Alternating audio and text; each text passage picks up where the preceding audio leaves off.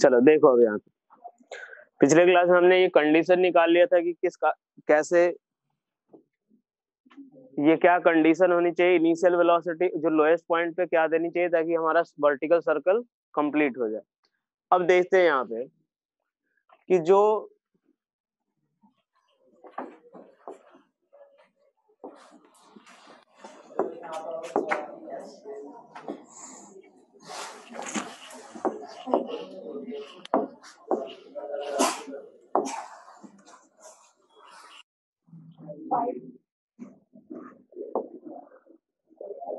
Wide तो है, ये बात तो सही है, लेकिन सर्कल कुछ अभी ठीक हो गया था।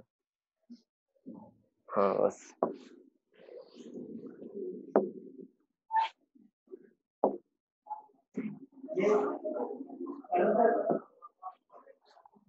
चलो देखो अब इस केस में हम लोग क्या कर रहे हैं कि इनिशियली ये स्प्रिंग से अटैच्ड है।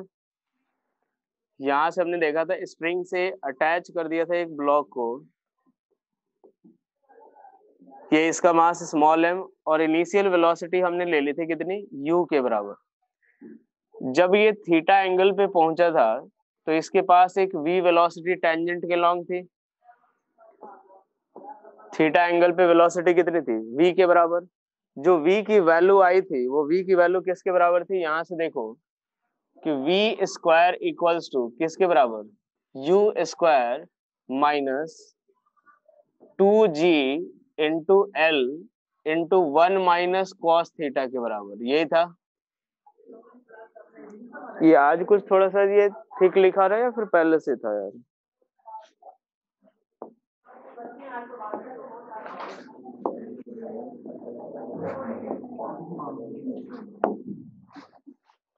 यहां से देखो जो वी स्क्वायर की वैल्यू आई थी वो किसके बराबर, v square equals to u square minus 2gl into 1 minus cos theta, यही निकाला था क्या अपन ने, एक बार चेक करना जरा। जो v की वैल्यू हमने थीटा एंगल पे कैलकुलेट की थी वो किसके बराबर,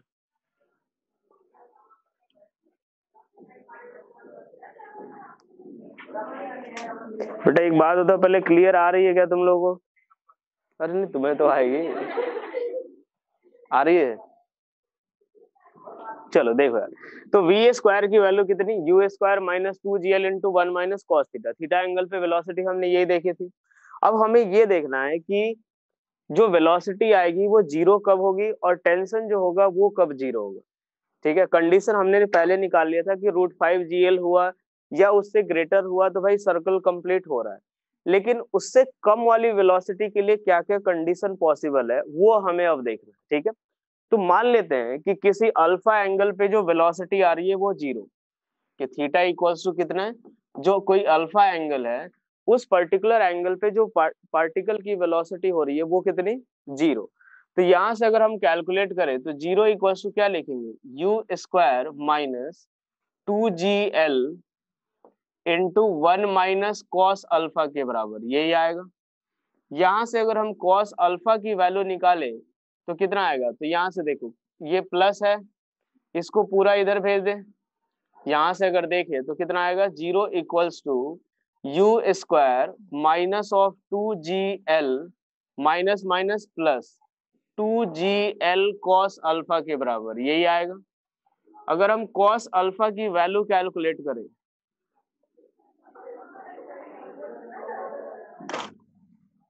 अगर हम यहां से कॉस अल्फा की वैल्यू कैलकुलेट करें तो कॉस अल्फा इक्वल्स टू क्या होगा, तो इसको इधर भेजो, कितना आएगा 2gl minus of u square upon कितना 2gl के बराबर। ये वो एंगल होगा जब हमारी जो पार्टिकल की वेलोसिटी जो होगी वो किसके बराबर, जीरो होगी। ठीक है, इस पर्टिकुलर एंगल पे हमने देख लिया कि जो वेलोसिटी पार्टिकल की होगी वो कितनी, जीरो। यहां से अगर हम कैलकुलेट करें कितना, अब टेंशन की बात करते हैं। ठीक है, क्योंकि किस तरह का मोशन होगा वो डिपेंड करेगा कि पार्टिकल की पहले वेलोसिटी जीरो हो रही है कि पहले टेंशन जीरो हो रहा है। अगर मान लो पार्टिकल की वेलोसिटी यहाँ पे जाके जीरो हो रही है तो पार्टिकल यहाँ से ऐसे ऑसिलेट करता रहेगा, और अगर टेंशन पहले जीरो हो रहा हो तो उस केस में पार्टिकल का जैसे ही अगर मान लो यहाँ से रस्सी स्लैग करोगे तो क्या इसके बाद प्रोजेक्टाइल मोशन हो जाएगा। होगा ना, वो डिपेंड, अब देखो आगे चल के हमें पता चलेगा कि टेंशन यहाँ पे 0 हो सकता है, यहाँ पे 0 पॉसिबल नहीं है। तो उस केस में अगर मान लो टेंशन यहाँ पे 0 हो रहा है तो उसके बाद रस्सी स्लैक होगी और पार्टिकल का जो मोशन होगा वो कैसा होगा, प्रोजेक्टाइल होगा। ठीक है, तो वही कंडीशन हमें देखना है कि कब पार्टिकल की वेलोसिटी 0 है और कब टेंशन 0 है। तो ये हमने देख लिया कि cos अल्फा इक्वल्स टू कितना आ रहा है भाई, 2gl minus you square upon 2gl के बराबर। अब आते हैं हम लोग टेंशन के ऊपर, ये लिखना है क्या तुम लोग को या फिर आगे बढ़ते रहे? हाँ, तो यहाँ से अगर हम लोग देखें तो टेंशन की वैल्यू अगर हम कैलकुलेट करें तो टेंशन T इक्वल्स टू कितना आया था, तो यहाँ से देखो नीचे की तरफ एक mg लग रहा होगा और इसका एक कंपोनेंट इधर के डायरेक्शन में कितना आएगा, mg cos थीटा। इस पे एक सेंट्रीफ्यूगल फोर्स लगेगा बाहर की तरफ mv स्क्वायर अपॉन कितना l, और ऊपर की तरफ कितना टेंशन T लगेगा। ठीक है, अब यहां से अगर T की वैल्यू देखें तो T इक्वल्स टू हम क्या लिख सकते हैं, mg cos थीटा प्लस किसके बराबर, m into we square upon कितना l। वी स्क्वायर की वैल्यू एक बार पुट करते हैं यहां से, तो कितना आएगा mg cos theta plus m into we square की वैल्यू देखो कितना आया था, u square minus 2gl into 1 minus cos theta और अपॉन कितना l के बराबर। अब यहां से अगर हम टेंशन T की वैल्यू अगर देखें थीटा एंगल पे तो कितना आएगा, mg cos थीटा प्लस कितना आएगा m u square by L, m u square by l, और यहां से ये l से l कैंसिल आउट होगा, किसका cos स्क्वायर आएगा, होल स्क्वायर क्यों आएगा भाई, v स्क्वायर की वैल्यू मैंने पुट किया है, वो v की वैल्यू स्क्वायर रूट के अंदर आती थी। ठीक है, तो यहां से ये कितना आएगा m u square by L, जब ये मल्टीप्लाई करेंगे l सारा कैंसिल आउट तो क्या बचेगा, तो minus of 2mg into 1 minus cos theta. Clear हो गया सभी को ये चीज, हाँ ना।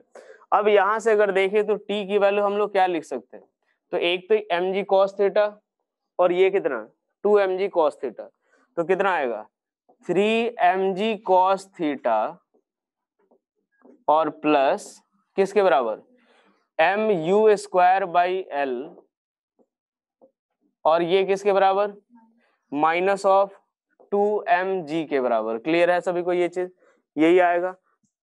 अब हम मान लेते हैं कि किसी बीटा एंगल पे जब थीटा की वैल्यू किसके बराबर, जब बीटा के बराबर है उस केस में टेंशन T जो है वो 0 है, क्योंकि दोनों हमेशा सेम पे हो ऐसा पॉसिबल नहीं है।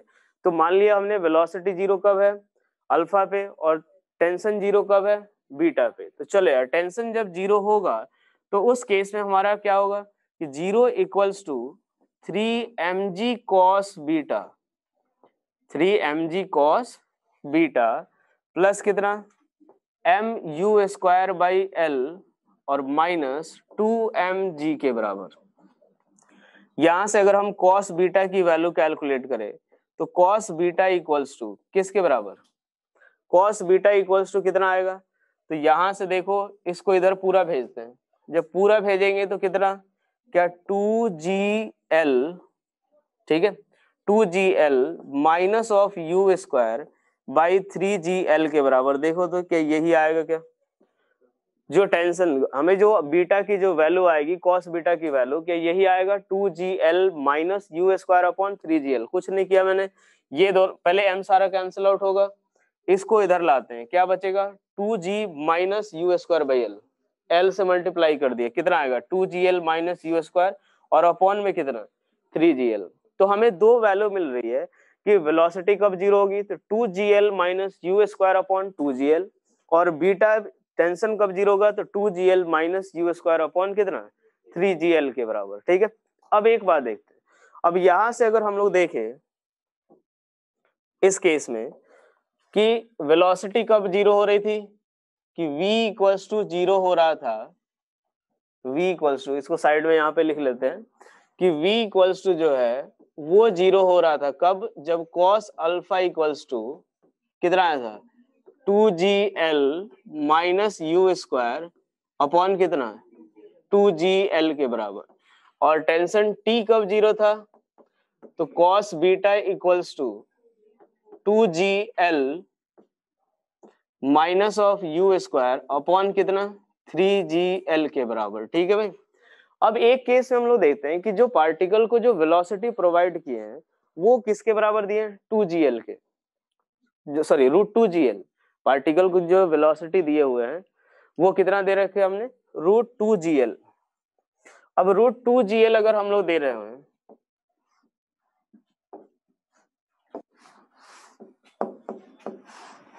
इसको क्या हो गया भाई,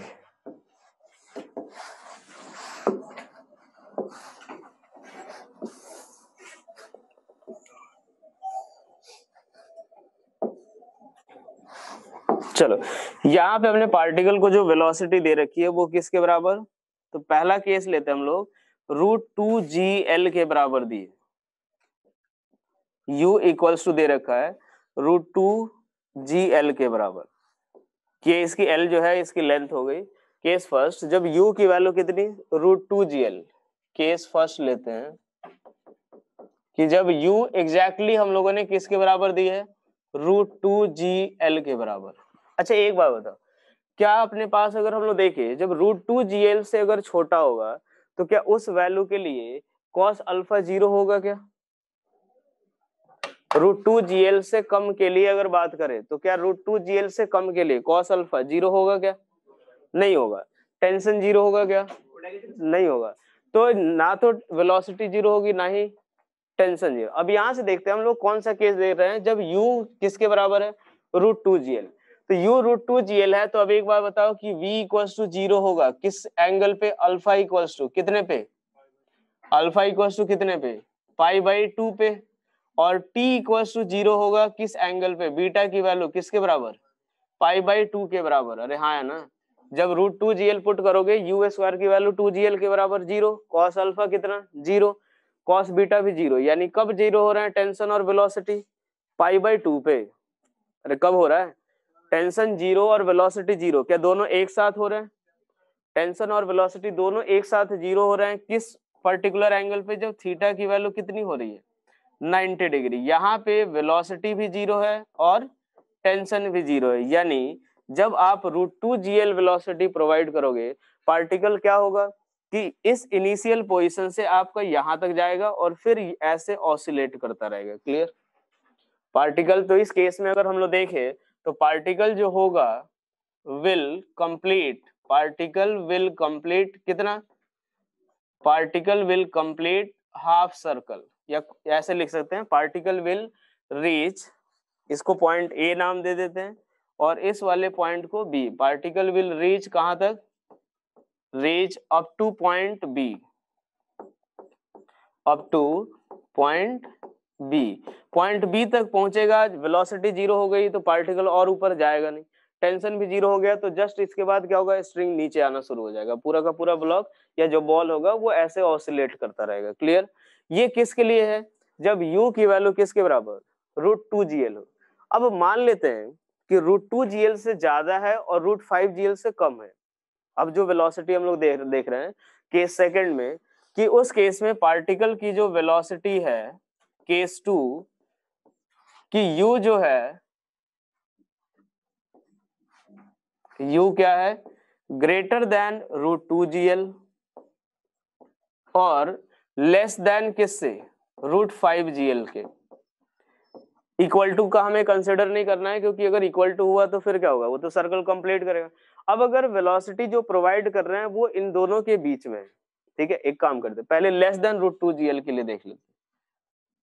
लेस देन √2gl केस 2 लेते हैं कि जब u जो है वो लेस देन किससे, √2gl के लिए। अगर √2gl से कम है वेलोसिटी तो अब एक बार देखो, cos अल्फा इक्वल्स टू हमारा कितना आ रहा है, तो cos alpha equals to 2gl minus of u की वैल्यू, u स्क्वायर को क्या मैं x ले लूं, अरे u स्क्वायर को x ले लेता हूं, और यहां से cos बीटा की वैल्यू जबकि टेंशन 0 होगा वो कितना, 2gl minus of x upon कितना 3gl के बराबर। अल्फा और बीटा में कौन बड़ा, अल्फा और बीटा में कौन बड़ा, यहां से देखते हैं। अगर सबसे पहले तो कॉस अल्फा और कॉस बीटा की बात करते हैं। कॉस अल्फा और कॉस बीटा की बात, क्या ये वैल्यू दोनों पॉजिटिव, क्या ये दोनों वैल्यू पॉजिटिव? अरे हाँ है ना, ये दोनों वैल्यू पॉजिटिव। अब ये दोनों वैल्यू अगर पॉजिटिव हैं तो इस केस में ये वैल्यू ऊपर वाले न्यूमरेटर दोनों में सेम है, न्यूमरेटर दोनों में, नीचे कितना 2 और नीचे इस वाले केस में 3। कॉस अल्फा की वैल्यू बड़ी या कॉस बीटा की?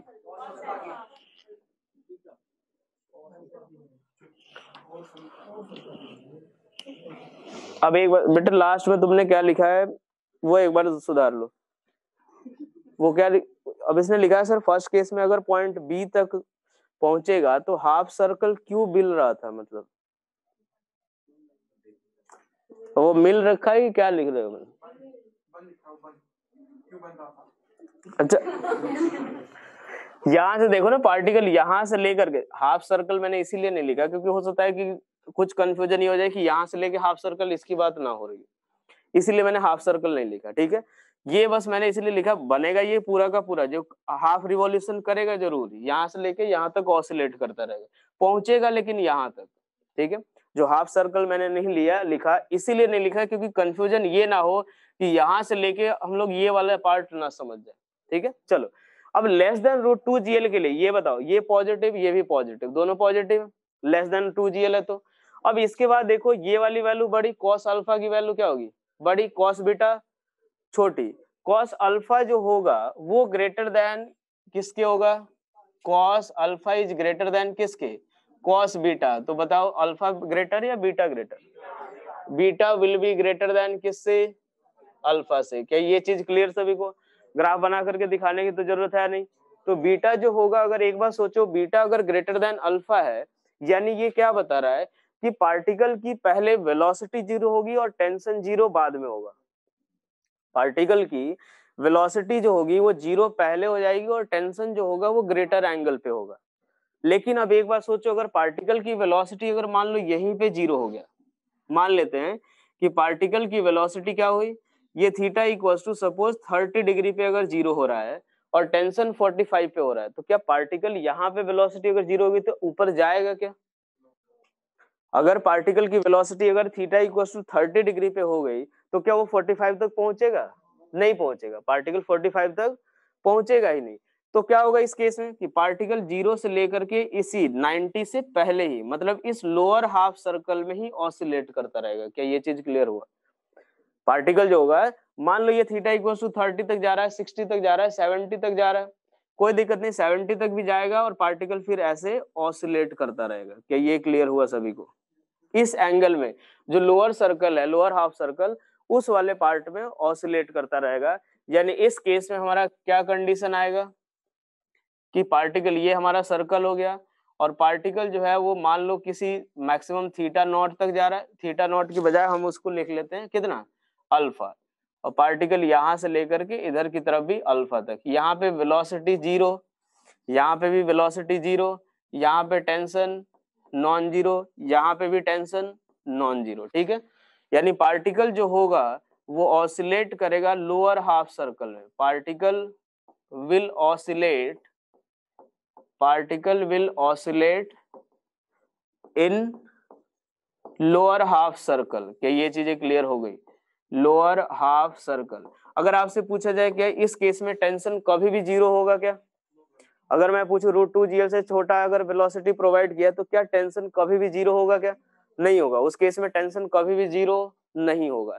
हाँ, वेलोसिटी 0 होगी और वेलोसिटी 0 पहले हो रही है, इस केस में पार्टिकल और ऊपर जाएगा ही नहीं और इसीलिए कभी भी टेंशन इस केस में 0 नहीं होगा। अब केस थर्ड देखते हैं हम लोग। केस थर्ड में कि जब पार्टिकल की जो वेलोसिटी है वो हमने ले ली, पार्टिकल की जो वेलोसिटी है वो लेते हैं रूट 2 GL से ज्यादा और रूट 5 GL से कम। पार्टिकल की जो वेलोसिटी अगर जब हमने प्रोवाइड किया, अब पार्टिकल की वेलोसिटी कितनी दी है, केस थर्ड अगर देखें तो जो u की वैल्यू दे रखी है वो ग्रेटर देन रूट 2 GL और लेस देन किससे, रूट 5 GL से। ग्रेटर देन रूट 2 GL और लेस देन किससे, √5gl। अब इस केस में बताओ, जो v इक्वल्स टू 0 होगा, ठीक है, तो क्या cos अल्फा नेगेटिव, अरे हाँ ना, क्या cos अल्फा की वैल्यू नेगेटिव आएगी यार? You square greater than √2gl है, तो ऑब्वियस सी बात है ये वाला पार्ट ज्यादा है तो नेगेटिव आएगा। मान लेते हैं इसकी वैल्यू कितनी, -a है, और t इक्वल्स टू 0 जो हो रहा है वो किस पे हो रहा है, cos बीटा पे, और क्या ये वैल्यू भी नेगेटिव, और मान लेते हैं ये किसके बराबर, तो -b के बराबर। कौन सा ज्यादा होगा, a का मैग्नीट्यूड ज्यादा होगा या b का मैग्नीट्यूड? a का मैग्नीट्यूड ज्यादा है या b का ये पूरी वैल्यू जो न्यूमरेटर होगा वो फिर से कांस्टेंट, न्यूमरेटर क्या होगा, कांस्टेंट, न्यूमरेटर कांस्टेंट है, ये 2 से डिवाइड कर रहे हैं, यहाँ 3 से डिवाइड कर रहे हैं, यानी अगर बात करें mod of a will be greater than mod of b के, हाँ है ना, जो a की वैल्यू जो होगी, a का जो मॉड होगा वो b से ज्यादा होगा। अगर हम थोड़ा सा कर्व देख ले जो cos अल्फा का, तो cos अल्फा का कर्व कुछ ऐसा होता है 0 से लेकर के पाई तक, 0 से पाई तक कर्व ऐसा ही होगा। अगर एक बात देखो, अगर वैल्यू ज्यादा नेगेटिव तो क्या एंगल ज्यादा, क्या ए जो होगा वो क्या ये वाला पार्ट होगा, जैसे ये वाला जो होगा वो ए होगा, अरे हाँ है ना, और ये जो होगा वो कौन सा होगा, बी, अरे यही होगा ना। अब ए ज्यादा है बी से, कौन सा एंगल ज्यादा, अल्फा ज्यादा या बीटा ज्यादा, अल्फा ज्यादा या बीटा, अरे ए बी की तो बात हो गई, ए ज्यादा है भाई। अब बताओ यहाँ से अल्फा ज्यादा होगा या बीटा ज्यादा होगा, अरे अल्फा ज्यादा। यहाँ से देखो ना ए की वैल्यू कब आ रही है, जब अल्फा पे है, ये वाली वैल्यू कब है, बीटा पे, हाँ है ना, ये वाली वैल्यू कब है, कॉस अल्फा पे, ये वाली वैल्यू कॉस बीटा पे, कौन ज्यादा होगा, तो अल्फा जो होगा वो ग्रेटर देन किससे होगा, बीटा। यानी कि ये पॉइंट क्लियर हुआ सभी को। पहले एक बात देखो, मैं बोल रहा हूँ कि ये वैल्यू नेगेटिव आ रही है, माइनस है, ये वाली वैल्यू -b, हमें ये चीज पता है, mod of a is greater than mod of b, ठीक है। अब अगर मॉड ऑफ ए अगर ज्यादा है तो वो नीचे आएगा ना, इस वाले पार्ट पे, अगर ये नीचे आएगा, ये थोड़ा बी ऊपर होगा, तो ये वाली वैल्यू कब आएगी, जब ग्रेटर देन यहाँ पे आएगी, ये वाली वैल्यू कब आएगी, इस वाले पॉइंट पे, तो अल्फा जो होगा वो ग्रेटर देन किससे होगा, बीटा से। अल्फा अगर ग्रेटर देन बीटा होगा, यानी हम ये चीज बोल सकते हैं कि पहले टेंशन 0 होगा, बाद में वेलोसिटी 0 होगी, टेंशन पहले 0 होगा, वेलोसिटी बाद में 0 होगी। अरे अल्फा ग्रेटर देन क्या आ रहा है, बीटा। अल्फा और बीटा क्या है, वो वैल्यू है जहां पे वेलोसिटी और टेंशन क्या हो रहे हैं, 0। तो अल्फा अगर ग्रेटर देन बीटा आ रहा है, यानी जो टेंशन होगा वो पहले 0 हो जाएगा और वेलोसिटी बाद में 0 होगी। और एक बार सोचो कि ये ग्रेटर देन 90 ही होंगे, वो कैसे पता सर, नेगेटिव आ रहा है, ये वैल्यू कैसी आ रही है, नेगेटिव। अगर पॉजिटिव होता तो थीटा क्या होता, लेस देन 90 होता, लेकिन अभी वैल्यू कैसी आ रही है, नेगेटिव, यानी वैल्यू क्या आएगी, मोर देन 90 डिग्री। यानी जब आप इस वेलोसिटी से प्रोवाइड करोगे तो उस केस में जो पार्टिकल की वेलोसिटी होगी वो बाद में 0 होगी, और टेंशन यहाँ पे 0 हो गया, यहाँ पे टेंशन क्या हो गया, 0।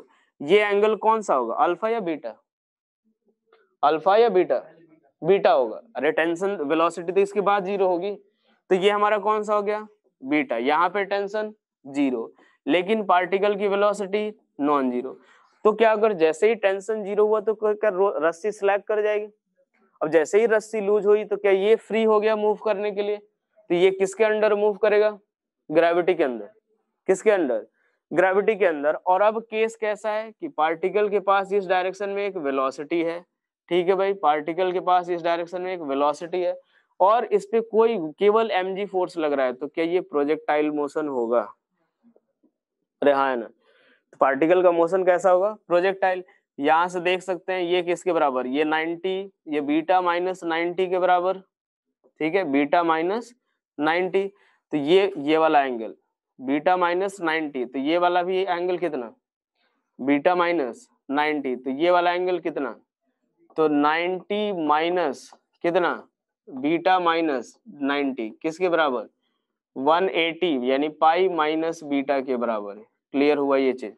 अब इसके बाद सारा का सारा केस कैसा हुआ कि एक पार्टिकल है जिसकी वेलोसिटी, क्या हम यहाँ पे वेलोसिटी निकाल सकते हैं, एनर्जी कंजर्वेशन से निकाल सकते हैं ना, एनर्जी कंजर्वेशन से आप वेलोसिटी निकाल लो। वेलोसिटी निकाल लोगे, ये वाला एंगल पता चल गया कि हॉरिजॉन्टल के साथ कितना एंगल फॉर्म कर रहा है। अब आपको क्या पता चलेगा कि इसके बाद ये लोग क्या पूछ सकते हैं कि प्रोजेक्टाइल के सारे सवाल पूछ सकते हैं कि पार्टिकल की मैक्सिमम हाइट बता दो, पार्टिकल कितनी दूर जाकर के गिरेगा, ये सारी चीजें पूछ सकते हैं। ठीक है, तो जब अगर √2gl से ज्यादा और √5gl से अगर कम हो तो पार्टिकल की वेलोसिटी जो मोशन होगा वो क्या होगा, एक पर्टिकुलर हाइट तक जाने के बाद वो क्या होगा, कंप्लीट प्रोजेक्टाइल मोशन परफॉर्म करेगा। क्लियर? चलो अब इसके बाद एक और चीज हमें देखना है, वेलोसिटी 0 होगी, मैक्सिमम हाइट पे होगी, लेकिन इसके बाद अब ये वर्टिकल सर्कल का पार्ट नहीं रहा, इसके बाद अब ये वर्टिकल सर्कल का पार्ट नहीं रहा। हाँ, अगर ये रस्सी है, अगर टेंशन 0 नहीं होता तो बोलना जा रहा है कि यहाँ पे वेलोसिटी 0 होती, लेकिन अब यहाँ से लेकर के यहाँ तक के लिए पार्टिकल तो वर्टिकल सर्कल परफॉर्म ही नहीं कर रहा है, तो इसके बाद सारा केस किस चीज का है, प्रोजेक्टाइल का। ठीक है, तो यहाँ पे एक पॉइंट लिख लो, द पार्टिकल मोशन विल, ये ऐसे लिखो, motion of the particle will be, motion of the particle will be projectile motion, motion of the particle will be projectile motion after the point where tension will be 0, after the point where tension will be 0। चलो अब इसके बाद देखते हैं, एक और point हमें देखना है इसमें,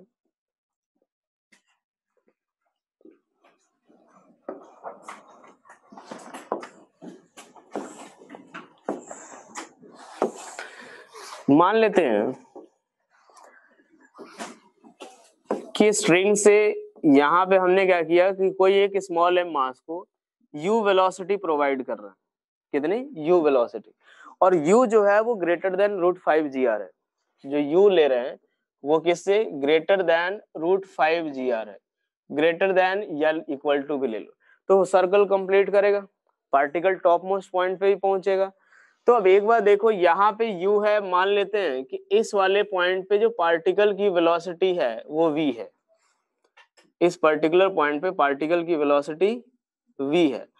अब यहाँ पे टेंशन क्या ऊपर की तरफ, अरे हाँ ना, मान लेते हैं कितना T1, इस वाले पॉइंट पे टेंशन T2। बेटा सबका मास्क ऊपर हो, नीचे मास्क ऊपर कर पड़ेगा, कोई बिना मास्क के ना बैठा हो।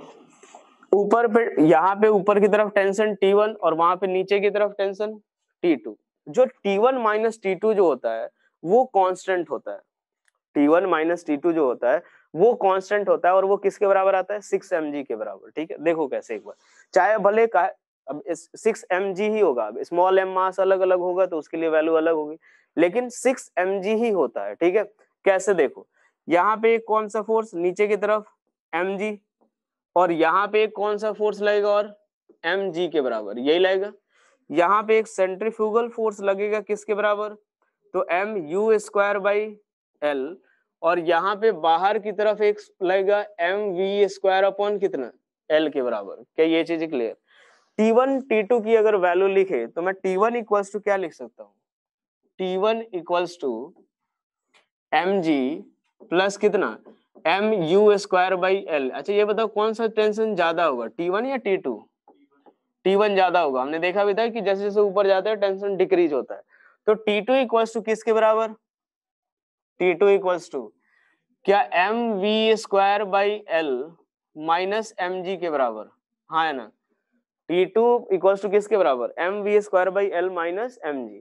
चलो यार T1 माइनस T2 अगर हम कैलकुलेट करें, T1 माइनस T2 जरा यहाँ सॉल्व करना किसके बराबर, तो चलो भाई mg प्लस mu²/L माइनस किसके mv²/L, और माइनस माइनस प्लस होगा तो ये कितना होगा mg के बराबर।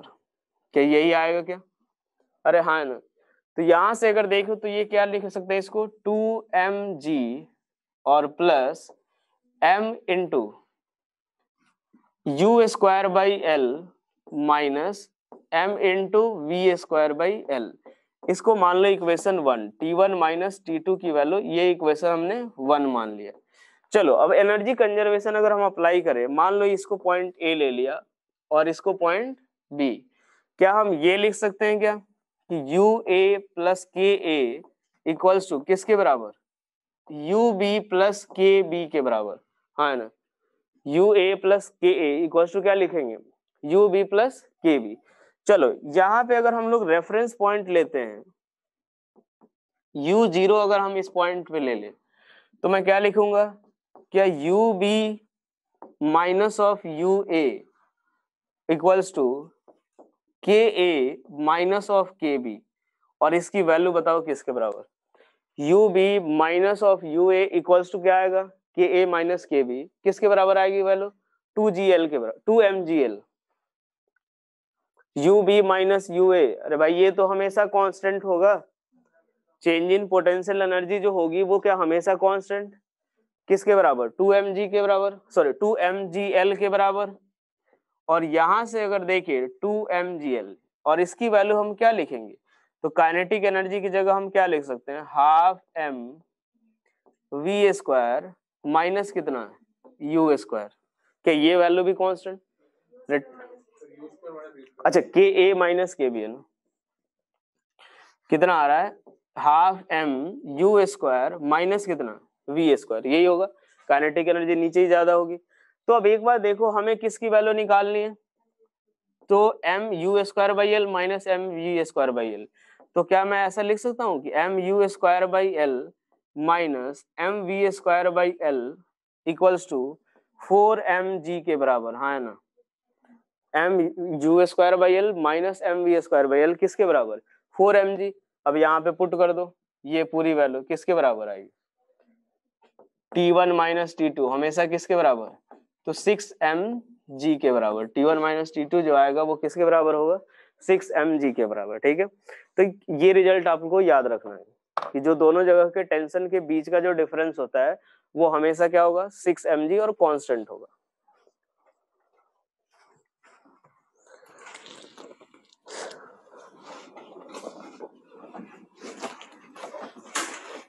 चलो अब इससे सिमिलर केस अगर हम लोग देखें, लिख लिया सभी ने,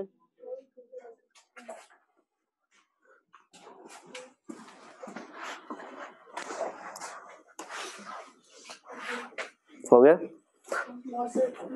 बेटा, थोड़ा जल्दी लिखना जो कि आज खत्म करना है इसको।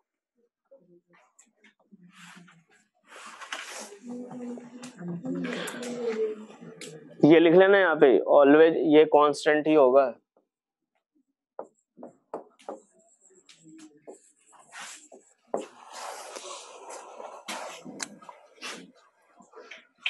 हो गया।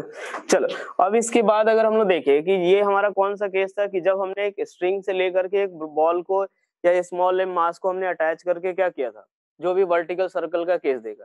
अब इसी से सिमिलर जो होते हैं कुछ और केसेज होते हैं, ठीक है। जैसे मान लो अगर एक हम लोग सर्कुलर ट्रैक ले लेते हैं, यहाँ से ये हॉरिजॉन्टल है, उसके बाद ये कुछ इस तरीके का सर्कल है, ठीक है, ये पूरा का पूरा सर्कल है। अब यहाँ से मान लो कि हम लोग कुछ स्मॉल एम मास का एक ब्लॉक ले लिया और इसको कुछ u वेलोसिटी प्रोवाइड कर रहे हैं। अगर ये पूरा का पूरा जो सरफेस है वो अगर स्मूथ है तो जब इस वाले पॉइंट पे पहुंचेगा तो भी इसके पास u वेलोसिटी, अरे हाँ ना, u वेलोसिटी होगी। अब एक बार देखो इसका रेडियस जो सर्कल का जो सेंटर मान लेते हैं वो इस वाले पॉइंट पे ले लेते हैं और इसका रेडियस कितना, तो कैपिटल R ले लिया अपन ने। अब यहां से अगर देखें तो क्या ये पूरा का पूरा सर्कल कंप्लीट करेगा या नहीं, क्या फिर से इसी बात पे डिपेंड करेगा कि यहाँ पे वेलोसिटी कितनी है। हो सकता है कभी यहाँ से यहाँ तक पहुंचे और ज्यादा वेलोसिटी बढ़ाए और ऊपर जाए, फिर और ज्यादा वेलोसिटी दे, तो एक ऐसी वेलोसिटी आएगी जब ये क्या करेगा, पूरा का पूरा सर्कल कंप्लीट करेगा। अब यहाँ से देखे तो हमें ये केस देखना है कि ये सिमिलर किसके है, और इसका अगर एफबीडी लिखे, एफबीडी अगर ड्रॉ करे कि जब ये थीटा एंगल मूव कर चुका है तो इसकी एफबीडी में क्या क्या आएगा अपने पास, एक तो नॉर्मल फोर्स, अरे हाँ ना, नीचे की तरफ एक mg और इधर की तरफ एक centrifugal force mv square upon कितना r, v क्या है यहाँ पे वेलोसिटी। चलो अब यहाँ से अगर देखें तो पहला इक्वेशन अगर नॉर्मल का, दो ही इक्वेशन होगा, एक फोर्स का और दूसरा एनर्जी कंजर्वेशन। तो n इक्वल्स टू मैं क्या लिखूंगा, n इक्वल्स टू क्या mg cos थीटा और प्लस कितना mv स्क्वायर बाई r, क्या एक बार देखो पिछले केस का टेंशन जो आया था एग्जैक्टली सेम इक्वेशन आया था, n इक्वल टू वहां पे t equal to mg cos theta plus mv square by r आया था। अगर हम एनर्जी कंजर्वेशन का इक्वेशन लिखें तो एनर्जी कंजर्वेशन, एनर्जी क्यों कंजर्व रहेगा, क्योंकि कौन कौन सा फोर्स लग रहा है, एक mg और दूसरा नॉर्मल, नॉर्मल के द्वारा वर्क डन 0, तो बचेगा कौन सा mg। तो यहां से अगर देखिए तो वर्क डन बाई नॉर्मल क्या है 0, तो क्या लिख सकते हैं कि यहाँ पे मान लो पॉइंट A और इसको ले सकते हैं B, तो हम लोग लिख सकते हैं कि energy will be conserved, energy will be conserved. और अगर कंजर्वेशन ऑफ एनर्जी की इक्वेशन लिखे तो चलो यार, तो UA plus KA equals to UB plus किसके KB के।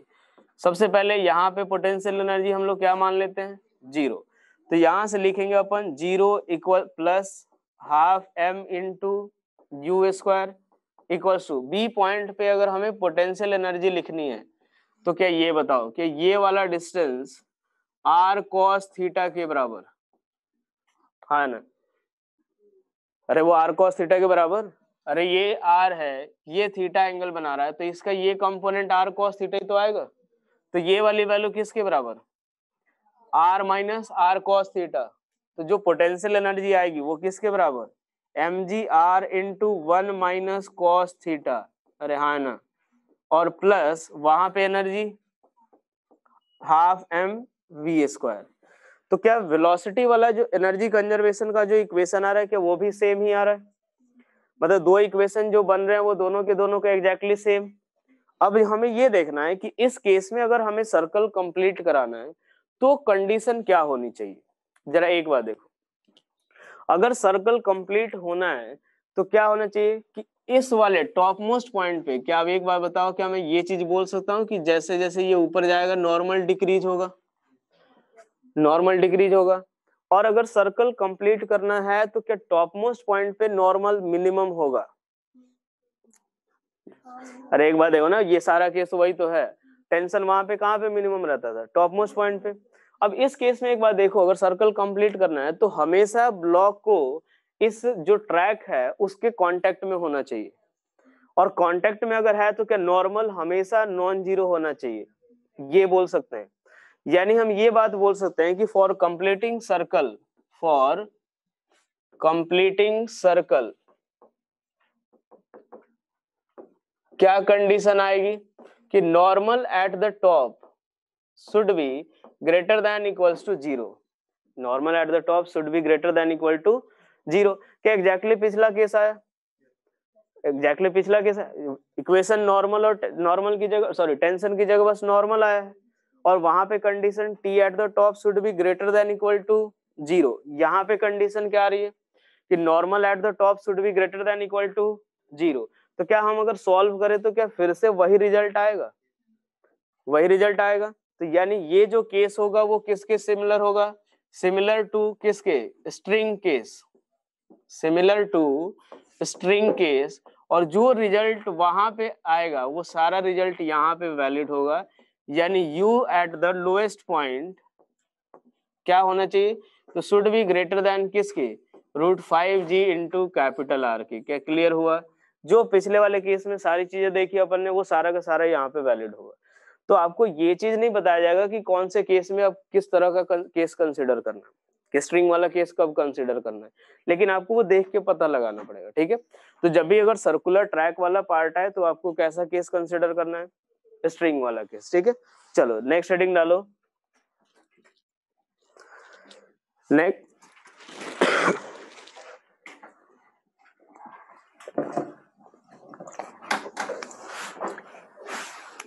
नेक्स्ट हेडिंग डालो vertical circular motion with, next heading डालो vertical circular motion with light rod, vertical circular motion with light rod.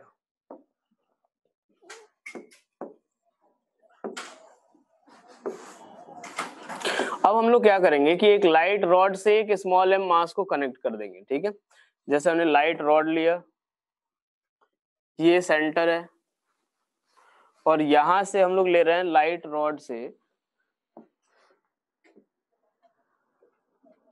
ये एक पतली सी रॉड है और पतली सी रॉड है और इससे हमने एक स्मॉल एम मास कनेक्ट कर रखा है। अब हमें फिर से वही चीजें फाइंड करनी है कि जब वो u वेलोसिटी, कितनी u वेलोसिटी प्रोवाइड करे ताकि ये सर्कल क्या करे, कंप्लीट करे। ठीक है, अब एक बार देखो, मान लेते हैं हम लोग थीटा एंगल पे अगर देखें, थीटा एंगल पे जब ये पहुंचा तो उसकी वेलोसिटी का इक्वेशन क्या, फिर से अब एक बार देखो, क्या मैं ये चीज लिख सकता हूँ कि एनर्जी कंजर्व रहेगी? अरे हाँ ना, एनर्जी कंजर्व रहेगी। अब रस्सी में ये जो रॉड है उसमें थोड़ा टेंशन आएगा तो टेंशन के द्वारा वर्क डन 0, और कौन सा वर्क करेगा, सिर्फ mg। mg के वर्क डन के कारण क्या होगा, एनर्जी कंजर्व रहेगा। तो मान लेते हैं अगर इस केस में अगर देखिए, ये पॉइंट A और इस पॉइंट को ले लिया हमने B, A और B पे अगर हम लोग देखें तो वेलोसिटी अगर हम लोग कंसिडर करें तो क्या आएगा, वर्क डन बाय टेंशन क्या आएगा, 0। तो एनर्जी कंजर्व करेंगे तो क्या लिखेंगे, A पॉइंट B पॉइंट लिया तो UA plus KA equals to क्या लिखेंगे, UB प्लस KB के बराबर। तो जो UA आएगा, UA की वैल्यू किसके बराबर, UA की वैल्यू किसके बराबर, UA 0, KA की value half m into u square, UB की वैल्यू मान लो इसकी वैल्यू कितनी L, तो ये कितना, ये फिर से कितना आएगा L cos थीटा, और यहां से देखे तो ये कितना आएगा L minus L cos theta. तो क्या आएगा potential energy mg into L into 1 minus cos theta, और क्या बनेगा हाफ m v स्क्वायर, यही आएगा।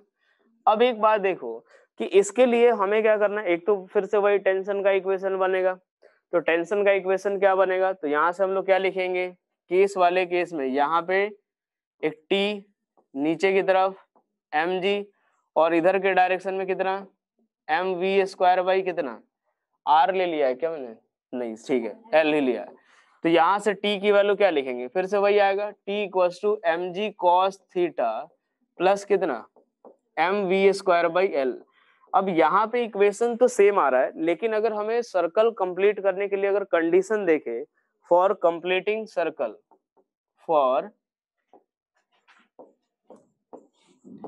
कंप्लीटिंग सर्कल, अब एक बार देखो, अगर सर्कल कंप्लीट करने के लिए हमने वहां पे दो कंडीशन लगाई थी, एक तो वेलोसिटी एट द टॉप क्या होना चाहिए, ग्रेटर देन इक्वल टू 0। अरे लगाया था ना वहां पे कि टॉप मोस्ट पॉइंट पे वेलोसिटी क्या होगी, ग्रेटर, और दूसरा क्या लगाया था कि tension at the top should be greater than equal to 0। यही को दोनों कंडीशन। इस केस में क्या रॉड स्लैग करने की पॉसिबिलिटी है क्या, रॉड स्लैग नहीं कर सकता, यानी हमारे पास कंडीशन क्या होगी कि अगर जो रॉड है या बॉल जो है वो इस पॉइंट पे पहुंच गया, ठीक है, इस पर्टिकुलर पॉइंट पे अगर पहुंच गया तो उस केस में हमारा क्या होगा कि इस पॉइंट पे अगर मान लो greater than equal to 0 velocity से अगर पहुंच गया तो क्या रॉड पूरा का पूरा सर्कल कंप्लीट करेगा। एक बात देख, फॉर कंप्लीटिंग सर्कल में क्या लिख रहा हूं कि velocity at the top should be greater than equal to किसके, 0। इक्वल टू 0 के केस में कैसे पॉसिबल होगा, तो देखो इक्वल टू 0 के केस में जस्ट यहां तक पहुंचा रहेगा रॉड। अब अगर यहां पहुंच गया तो रॉड क्या ऐसे चला ही आएगा। यहां से देखो, अगर मान लो ये रॉड अगर बस यहां से लेके यहां तक अगर पहुंच ही गया तो क्या अगर जस्ट 0 वेलोसिटी से पहुंच भी रहा है तो क्या ये पूरा का पूरा ऐसे गिर भी जाएगा फिर, अरे हाँ ना, और अगर गिर जाएगा तो क्या पूरा का पूरा सर्कल कंप्लीट हुआ, पूरा सर्कल कंप्लीट हो जाएगा। अब अगर मान लेते हैं हम लोग देखें कि अगर ग्रेटर देन 0 हुआ तो ग्रेटर देन 0 तो अपने आप ही इधर की तरफ आएगा। तो इसके लिए हमारा कंडीशन क्या होना चाहिए कि velocity at the top should be greater than equal to किसके, 0 के, velocity at the top should be greater than equal to 0। तो चलो ए और पॉइंट सी पे हम लोग एनर्जी कंजर्वेशन का इक्वेशन लिखे तो UA plus KA equals to UC plus KC के ये वाला पॉइंट क्लियर हुआ सभी को कि velocity at the top should be greater than equal to 0, clear हुआ ये पॉइंट सभी को। तो यहां से देखो UA की वैल्यू कितनी हम लोग ले रहे हैं 0, plus half M you square equals to U C किसके बराबर, क्या 2mgl के बराबर, और के सी की वैल्यू किसके बराबर, half m into v top का स्क्वायर। अब एक बार देखो, velocity at the top should be greater than zero, हम अगर कंडीशन लगाए तो क्या हम जब ये वाली वैल्यू जीरो होगी, वी टॉप अगर जीरो होगा तो क्या ये दोनों बराबर, ये दोनों किसके बराबर, और जब ये अगर नॉन जीरो होगा तो क्या ये वाली वैल्यू इससे ज्यादा, अगर ये नॉन जीरो तो क्या ये वाली वैल्यू इससे ज्यादा, तो ये जो वैल्यू है क्या greater than equal to this one लिख सकते हैं कि फॉर कंप्लीटिंग द सर्कल हम क्या लिख सकते हैं कि half M you square, half M you square should be greater than equal to किसके, 2mgl के बराबर। यानी यहां से क्या लिख सकते हैं कि u square should be greater than equal to किसके, 4gl, यानी हमारे पास क्या होगा, u should be greater than equal to किसके, √4gl के बराबर। यानी वहां पे वेलोसिटी कितनी, √5gl का केस आएगा, और यहाँ पे जो वेलोसिटी का केस आएगा वो कितना, तो √4gl। क्लियर हुआ सभी को?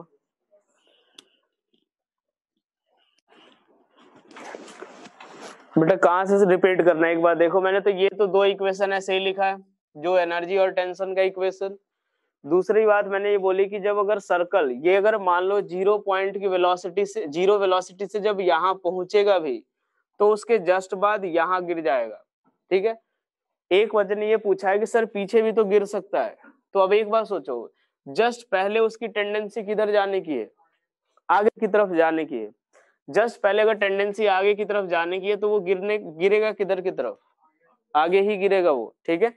अब एक और बात देखो कि ये उसके बाद एनर्जी कंजर्वेशन का इक्वेशन लिखा, half M you square plus 0 equals to 2mgl plus half m v top square.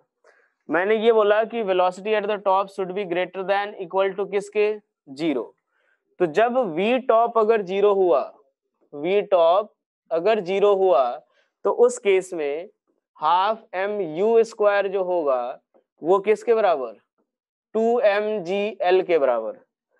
और अगर जब वी टॉप कैसा हुआ, नॉन जीरो, तो क्या आएगा, हाफ एम यू स्क्वायर, यानी ये वाली वैल्यू जो होगी वो इससे ज्यादा होगी, तो ग्रेटर देन किससे, 2mgl से। तो इसीलिए मैंने क्या कंडीशन लगाई है कि half M you square should be greater than equals to 2mgl के, ठीक है। चलो अब यहां से देखते हैं, अब इसके बाद इससे सिमिलर केसेज और क्या क्या हो सकते हैं कि जैसे मान लो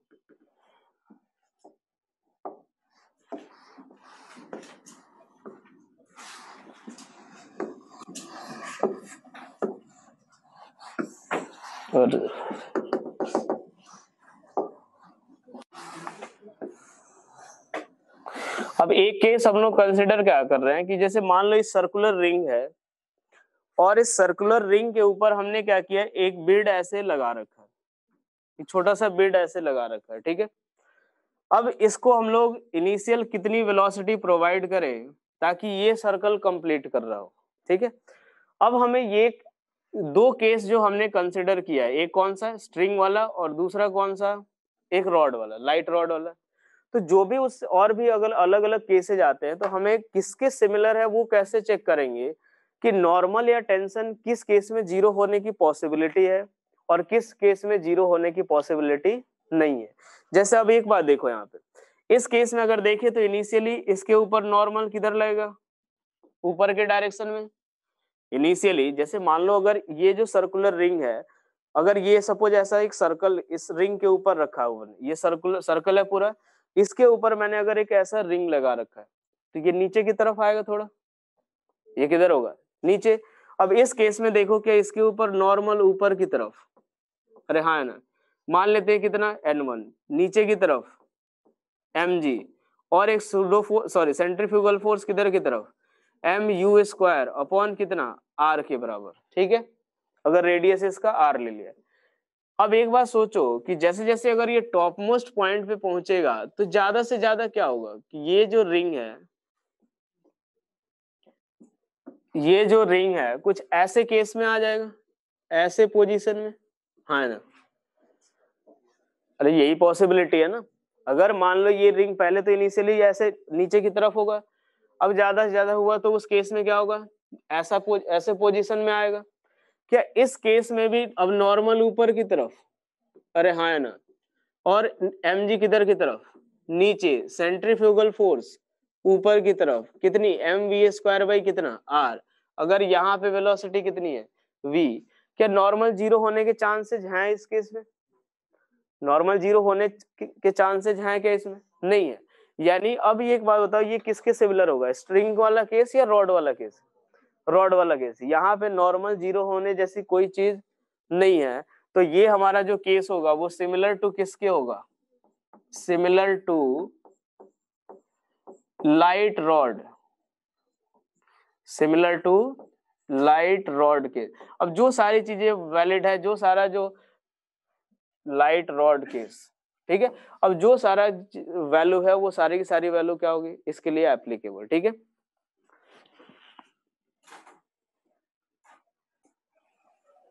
टॉप मोस्ट पॉइंट पे एक बार देखो, ये जो अलग से एक सर्कुलर रिंग है, ज्यादा से ज्यादा हुआ अगर तो ये क्या होगा, रिंग थोड़ा नीचे की तरफ आएगा, उस केस में भी नॉर्मल की टेंडेंस, नॉर्मल क्या होगा, प्रोवाइड हो जाएगा।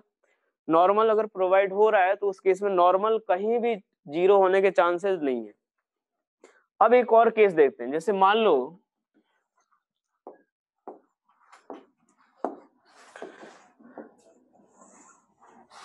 ये ले लिया अपन ने,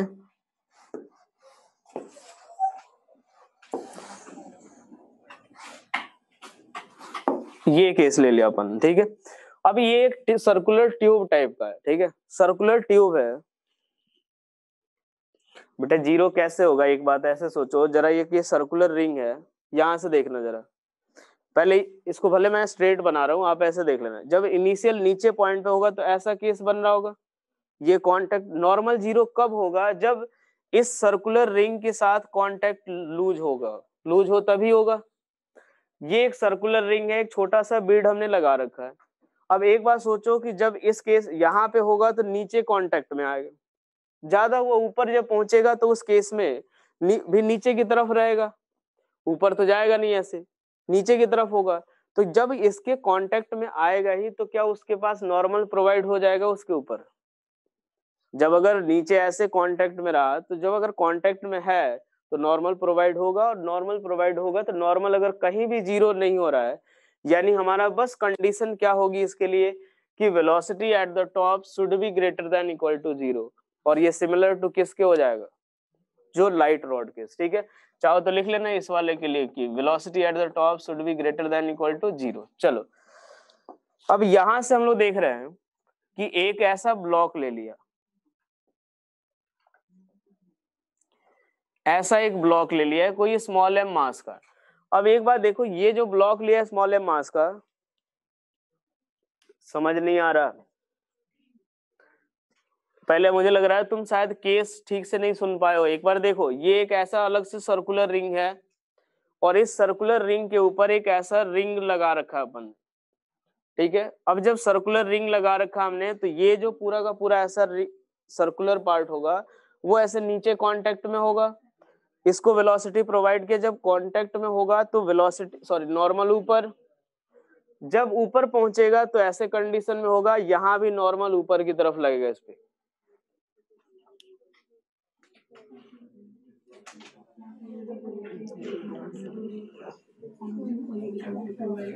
हाँ, जब अगर बहुत ज्यादा वेलोसिटी दोगे उस केस में लग सकता है नॉर्मल नीचे, वो डिपेंड करेगा कि कैसे प्रोवाइड कर रहा है, मतलब किस तरह पोजीशन में आ रहा है आपको, ठीक है ना। चलो बढ़िया है, समझ आ गया। यहाँ देखो, अब ये एक ट्यूब है, ठीक है, ये ट्यूब के अंदर एक स्मॉल एम मास लिया, अब इसको हम कुछ वेलोसिटी प्रोवाइड कर रहे हैं, ठीक है भाई। ये जो ट्यूब की जो जो यहाँ पे जो बीच में जो विड्थ आपको दिख रहा है, वो लगभग ब्लॉक के विड्थ के बराबर ही है, मतलब बहुत ज्यादा डिफरेंस नहीं आ रहा है, ठीक है। और इसको हमने यू वेलोसिटी प्रोवाइड की है। अब जब यू वेलोसिटी प्रोवाइड करोगे तो क्या इस केस में जब नीचे होगा तो नीचे वाला सरफेस नॉर्मल प्रोवाइड करेगा, और नीचे mg फोर्स लग रहा होगा, और नीचे एक mu² बाई r लग रहा होगा, जो रेडियस r ले लिया अपन, ठीक है। जब ये वेलोसिटी प्रोवाइड करेंगे तो अब एक बात सोचो, एक तो पॉसिबिलिटी ये है कि ये इसी के कांटेक्ट में रहते रहते ये पूरा का पूरा सर्कल कंप्लीट कर ले, हाँ है ना। लेकिन अगर मान लो हमने उतनी वेलोसिटी प्रोवाइड नहीं भी की, चलो भाई ये नीचे गिर भी गया, तो क्या इस केस में भी नॉर्मल नॉन जीरो?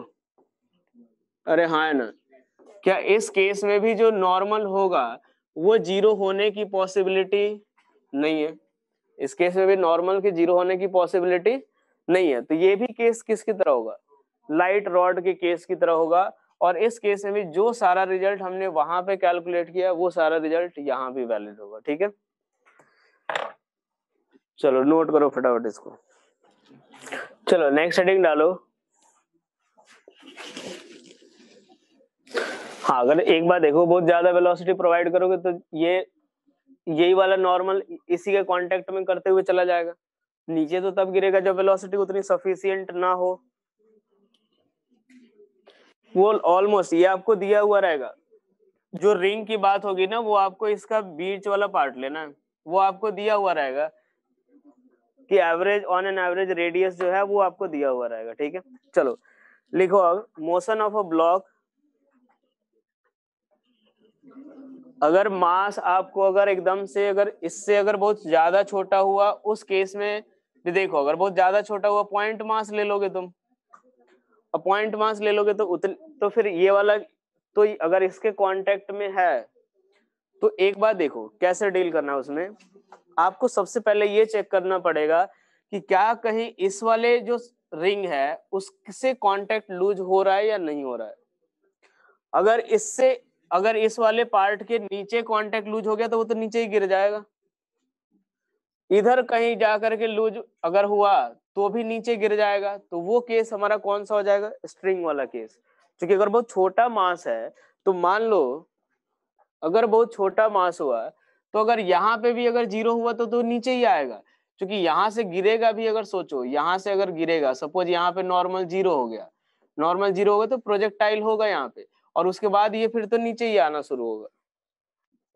तो बहुत छोटा जो पॉइंट मास वाला केस इसमें आपसे नहीं पूछा जाएगा। ठीक है, वो तब आएगा जब आप कॉलिजन वगैरह कराया जाएगा, उसमें जो सेंटर ऑफ मास में आएगा ना, वो एक आएगा क्वेश्चन कि यहाँ पे स्मॉल एम मास रखा हुआ है, इसको एक अलग वेलोसिटी दे दी, फिर दूसरे से आके कुछ इलास्टिक कॉलिजन आ रहा है, तो वो वहां पे आएगा।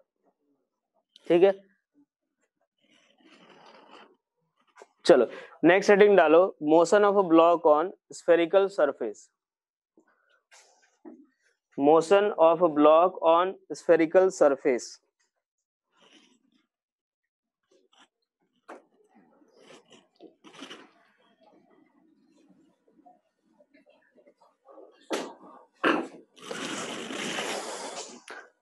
लक्ष्य, अब तुम्हारा सवाल का जवाब मिल गया।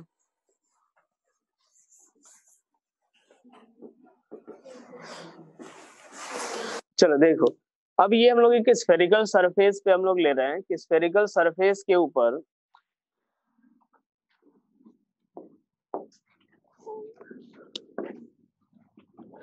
यहाँ पे ले लिया हमने एक स्फेरिकल सरफेस, मतलब एक स्फीयर है ये। ठीक है, और हमने यहाँ पे एक ब्लॉक रखा हुआ है, ये इसका हमने सेंटर ले लिया, और यहाँ पे एक ब्लॉक है जिसको हमने कुछ u वेलोसिटी प्रोवाइड कर दी है। ठीक है, ये अपना जो स्फीयर है वो हमारा फिक्स्ड है, ये जो स्फीयर है वो कैसा है? फिक्स्ड है। अब इस केस में देखो हमें ये फाइंड करना है कि कहाँ पे नॉर्मल जो होगा वो लूज करेगा। पहले तो एक बार देखो, इनिशियली अगर as a function of theta हमें क्या निकालना है? वेलोसिटी वगैरह निकालनी हो, कि मान लेते हैं इस पर्टिकुलर एंगल थीटा पे अगर हम लोग देखें तो इसकी वेलोसिटी टेंजेंट के लॉन्ग होगी, जो कि हमने कितनी ले ली? v के बराबर। ये एंगल किसके बराबर है? थीटा के बराबर। अब हमें ये फाइंड करना है कि u वेलोसिटी जब प्रोवाइड की, जरा एक बात सोचो, ये जो स्फीयर के साथ ऐसे नीचे गिरेगा, कोई एक ऐसा पर्टिकुलर पॉइंट होगा जहां से ये कांटेक्ट लूज करेगा, हमेशा ही करेगा कोई ना कोई एक पर्टिकुलर पॉइंट के लिए। क्योंकि ऐसा होगा नहीं कि ये पूरा का पूरा ऐसे सर्कल कंप्लीट कर जाए, ऐसा पॉसिबल नहीं है, कहीं ना कहीं आकर के वो कांटेक्ट लूज जरूर करेगा। तो हमें यही वैल्यू फाइंड करनी है कि किस थीटा पे वो कांटेक्ट लूज करेगा। जहां कांटेक्ट लूज करेगा वहां पे नॉर्मल की वैल्यू क्या होगी, 0। जहां कांटेक्ट लूज करेगा वहां पे नॉर्मल की वैल्यू 0। पहले तो अभी एक बात बताओ, क्या हम लोग एनर्जी कंजर्व कर सकते हैं क्या इसके लिए, इस केस में क्या हम एनर्जी कंजर्व कर सकते हैं, हाँ या ना? पहले एक बार सोचो कौन कौन सा फोर्स वर्क करेगा, एक नॉर्मल, दूसरा एक नॉर्मल और दूसरा। अब एक बार सोचो तो एक बार नॉर्मल और दूसरा कौन सा, mg। यहाँ पे जो फोर्स लगेगा ऊपर की तरफ एक नॉर्मल, नीचे की तरफ mg, और एक सेंट्रीफ्यूगल लगेगा बाहर की तरफ, कितना, m into u square upon कितना, r के बराबर। यहां से अगर देखिए तो क्या नॉर्मल बाहर की तरफ, और कौन सा फोर्स नीचे की तरफ mg, और दूसरा इधर की तरफ एक बाहर की तरफ कितना, mv स्क्वायर अपॉन कितना, r के बराबर, यही फोर्स लगेगा। अब इसकी वैल्यू, नॉर्मल की वैल्यू अगर हम लोग लिखते हैं तो नॉर्मल के लिए हम लोग क्या लिखेंगे, ये थीटा तो क्या ये वैल्यू भी थीटा के बराबर, अरे हाँ ना, ये थीटा तो ये भी थीटा, तो चलो यार बताना जरा, n इक्वल्स टू मैं क्या लिखूंगा, mg cos theta minus m v square by r के बराबर, क्या ऐसा लिख सकते हैं, पहला इक्वेशन। और सेकंड इक्वेशन अगर देखें हम लोग एनर्जी कंजर्वेशन का, एनर्जी कंजर्व क्यों रहेगा, क्योंकि नॉर्मल के द्वारा वर्क डन कैसा, 0, वर्क डन बाई नॉर्मल क्या है, 0। अगर वर्क डन बाई नॉर्मल 0 तो एनर्जी जो होगा वो क्या होगा, conserve, energy will be conserved. अब एक बात देखो कि यहां से हम लोग देखें तो हम लोग इस वाले पॉइंट को एक काम करते हैं कि 0 रेफरेंस मान लेते हैं कि इस पॉइंट पे पोटेंशियल एनर्जी कितनी, 0। इस पॉइंट का नाम ले लेते हैं ए, इस पॉइंट का नाम ले लिया बी। तो क्या लिखेंगे कि यू ए प्लस के ए इक्वल्स टू किसके बराबर, यू बी प्लस के बी। चलो भाई फटाफट बोलना है, एनर्जी कौन सी, वहां तो 0, kinetic half M you square, potential energy, potential energy क्या होगी, पॉजिटिव की नेगेटिव, नेगेटिव, क्योंकि रेफरेंस पॉइंट से नीचे है। ये वाली वैल्यू कितनी है, आर कॉस थीटा, तो ये वाली वैल्यू किसके बराबर, आर माइनस या आर इंटू 1 माइनस कितना, कॉस थीटा। चलो भाई यहां से लिख लेते हैं, potential energy minus of m g capital R into 1 minus cos theta plus किसके बराबर, kinetic energy half m v square के बराबर, यही आएगा। अब एक बात देखो, हमें क्या निकालना है, नॉर्मल कहाँ पे 0 होगा। अब अगर मान लो किसी थीटा एंगल पे वो लोग वेलोसिटी पूछे, नॉर्मल पूछे, तो यार सारा इक्वेशन लिखा हुआ है अपने को, ठीक है, उन दोनों से निकाल सकते हैं।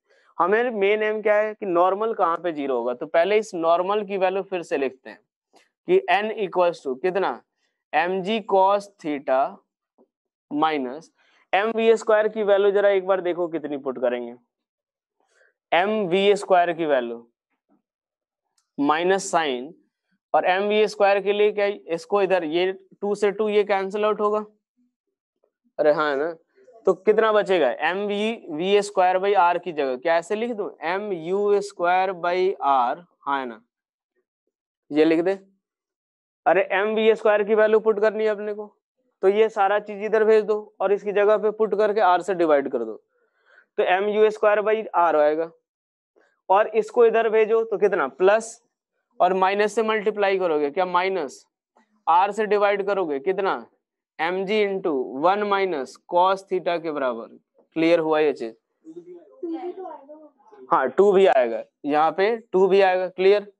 यहां से अगर देखें तो नॉर्मल एन की वैल्यू किसके बराबर, तो एम जी कॉस थीटा, एक काम करते हैं ये एम जी कॉस थीटा और ये plus 2 m g cos theta, क्या 3 m g cos theta, 3 m g cos theta minus कितना, कितना लिखेंगे, minus m you square by capital R और माइनस ऑफ 2 एम जी के बराबर।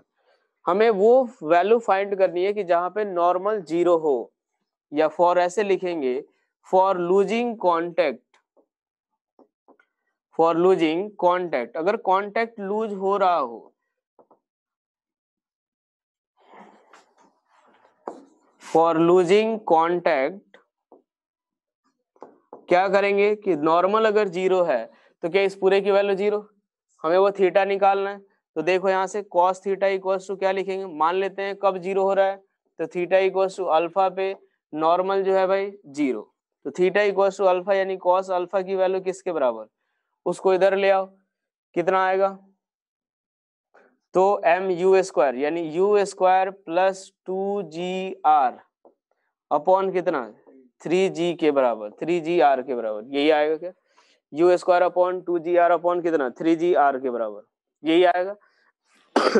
ये वो वैल्यू है अल्फा की जब ये वेलोसिटी क्या होगी, सॉरी नॉर्मल क्या होगी 0। अब ये कांटेक्ट लूज करेगा, कांटेक्ट लूज करने के बाद क्या पार्टिकल की का मोशन ऐसे प्रोजेक्टाइल, तो जैसे ही कांटेक्ट लूज होगा पार्टिकल का मोशन कैसा होगा, प्रोजेक्टाइल मोशन। अब एक और बात देखो कि एक केस देख ले कि if u equals to 0, if u equals to 0 यानी स्फीयर के जस्ट टॉप मोस्ट पॉइंट से जस्ट हमने थोड़ा सा धक्का दे दिया है, जस्ट थोड़ा सा धक्का दिया, तो क्या u 0, और u 0 तो क्या मैं ऐसा लिख सकता हूँ कि cos अल्फा इक्वल्स टू 2/3 के बराबर, जरा ये देखो cos अल्फा इक्वल्स टू क्या लिख सकते हैं 2/3।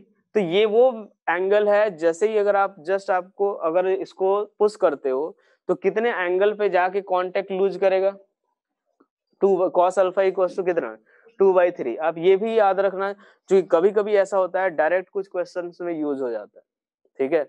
जैसे मान लो अगर सवाल ये दे दिया जाए कि इसके ऊपर दिया, अब यहाँ पे ये जाकर के इस कितनी दूर जाके गिरेगा, इतनी दूर जाकर के गिरेगा, तो भाई हमें थीटा डायरेक्ट पता है, तो ये सारा का सारा मेहनत बच जाएगा अपना, ठीक है। तो आप याद रख लेना कि u 0 अगर है तो कितना cos अल्फा इक्वल्स टू 2/3 पे जाकर के कांटेक्ट लूज करेगा। पोटेंशियल बी पॉइंट पे नेगेटिव इसीलिए लिए हैं क्योंकि अगर जहां रेफरेंस पॉइंट लेते हैं उससे नीचे जाने पे पोटेंशियल एनर्जी नेगेटिव और ऊपर जाने पे पोटेंशियल एनर्जी पॉजिटिव। पिछले सारे केसेस में हमने यहाँ पे पोटेंशियल एनर्जी लिया था और इससे ऊपर की बात करते थे, इसीलिए पॉजिटिव, यहाँ पे कैसा होगा नेगेटिव। चलो यार अब सवाल लिखो यार, इसका थ्योरी पार्ट पूरा खत्म हो गया। चलो देखो अब सवाल,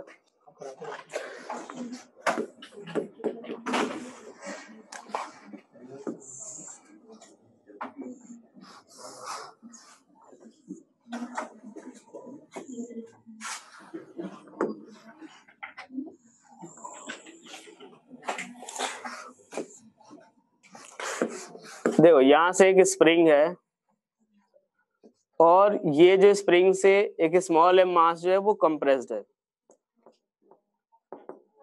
तो स्प्रिंग जो है वो कंप्रेस्ड है by x distance, x distance से कंप्रेस्ड है भाई, ठीक है। मतलब इसकी नेचुरल लेंथ कुछ यहाँ पे होगी, यहां से एक्स डिस्टेंस कंप्रेस्ड है, यहां से ये जो सर्कुलर ट्रैक है उसका रेडियस r है और इस पॉइंट P पे जो ये जो स्मॉल एम मास है, इसका मास भी दे रखा है स्मॉल एम। चलो सवाल लिखो कि at point P block presses the track, at point P block presses the track with mg force,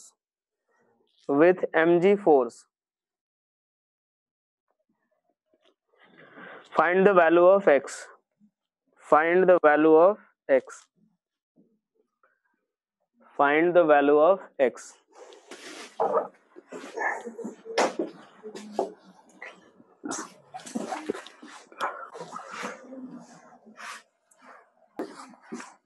चलो देखो इधर कितने लोगों का आ गया, √3 mg/k, बस 2 लोग।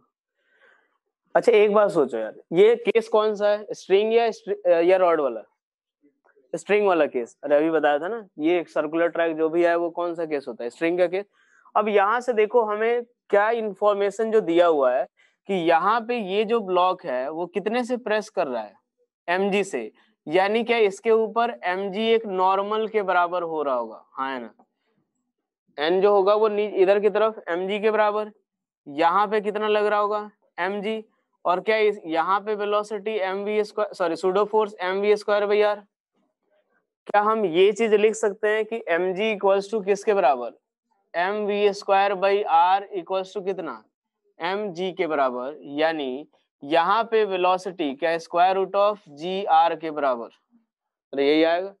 अब आपको करना क्या है, बस एनर्जी, ये पूरा का पूरा वर्क एनर्जी थ्योरम लगा दो, वर्क एनर्जी थ्योरम लगा दो, हमें एक्स की वैल्यू। तो एक बात सोचो, यहां से लेकर के यहां तक ले जाने में कौन कौन वर्क करेगा, यहां से लेके यहां तक ले जाने में कौन वर्क करेगा, एक स्प्रिंग फोर्स, दूसरा mg, बस यही वर्क करेगा। तो बस करना क्या, यहां से हम लोग लिख देते हैं work done by spring force plus work done by mg equals to किसके बराबर, final kinetic energy minus initial. Work done by spring force बताना, half k x initial square minus x final square. तो x initial कितना x और x final 0, तो क्या half k x square लिख दूं मैं, mg के द्वारा वर्क डन किसके बराबर, माइनस ऑफ mg आर, अरे यही आएगा ना, minus of mg into r equals to final kinetic energy, तो हाफ एम वी स्क्वायर की वैल्यू कितनी, g इंटू आर के बराबर। बस यहाँ से देख लो x इक्वल्स टू कितना, ये 1 + 1/2 कितना आ जाएगा, 3mgr/2, और ये 2 से 2 कैंसिल आउट हुआ, तो x इक्वल्स टू कितना, square root of 3mgr/k। Clear हुआ।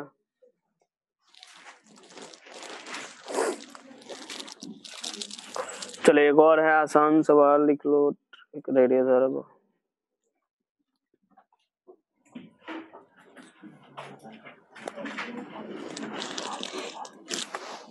चले हो गया,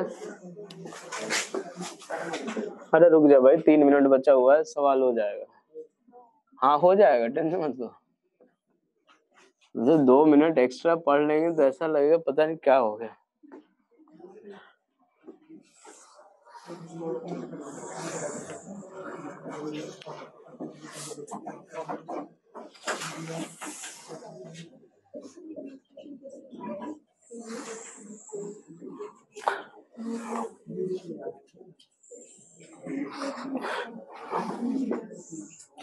यहां से देखो, ये एक स्मॉल एम मास हमने यहां से रिलीज किया, यहां से स्मॉल एम मास को जस्ट रिलीज किया हमने, मतलब यहां से पुश किया कर दिया बस। ये जो डिफरेंस दिया हुआ है वो दे रखा है h के बराबर, और इसका रेडियस दे रखा है सर्कल का स्मॉल r के बराबर। ठीक है, ये पूरा का पूरा सर्कल, कंप्लीट सर्कुलर ट्रैक ले लेना इसको। हाँ पोटेंशियल एनर्जी कंजर्व रहेगा, लगा सकते हो आप एनर्जी कंजर्वेशन का इक्वेशन। चलो लिखो, find minimum value of small h, find minimum value of small h so that block will complete the vertical circle, block will complete the vertical circle। सवाल बहुत आसान है, बस आंसर निकाल दो जल्दी से। एक सवाल कल और करेंगे, अच्छा उसके बाद चलो होमवर्क ही दे देंगे वो सवाल।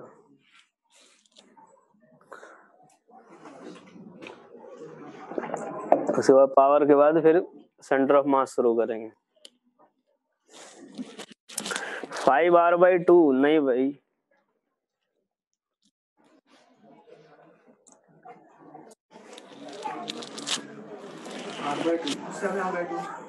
कितना, r/2, हाँ r/2 सही है।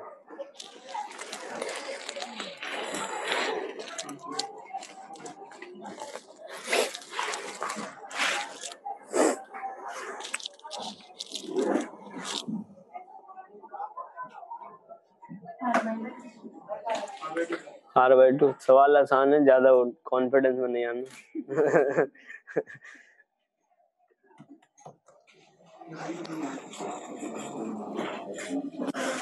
r/2 ही सही आंसर है। कितने लोग आ गए थे ये वाला यार, इस पे तो हाथ उठा देते कम से। इधर तो पता नहीं क्या, मतलब तुम लोग समझ आता भी है कि नहीं ये बताओ पहले, कि बस लिख के चले जाते हो।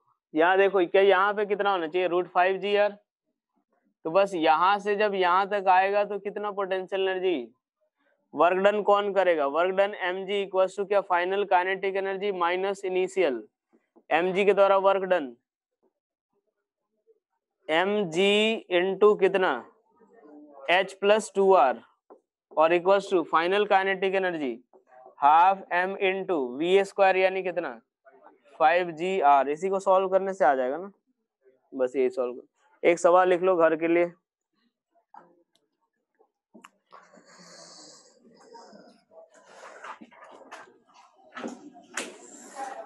यहां से एक पार्टिकल ये एल लेंथ ले लेना, इसको u से दिया अपन, u वेलोसिटी दिया अपन ने,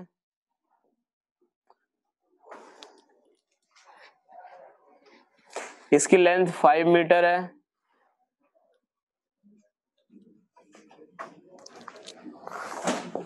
और इतनी वेलोसिटी प्रोवाइड की है हमने कि ये कहां तक पहुंच रहा है 8 मीटर।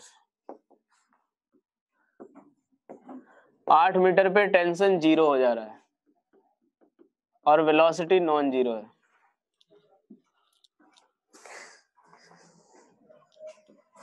चलो 2 सवाल है इसमें, लिखो। सवाल समझ आ गया? ये u वेलोसिटी 4 मत ले लेना उसको।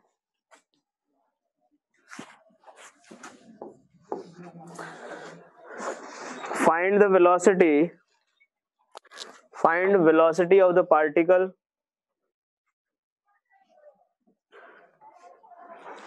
just before the string slags, and also find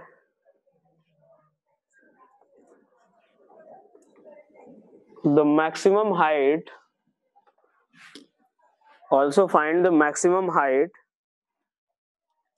to which the particle will reach further.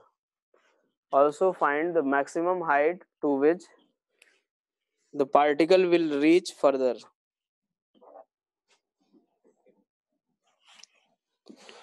V के लिए आंसर है 5.42 और जो H की वैल्यू है वो है 0.96 मीटर।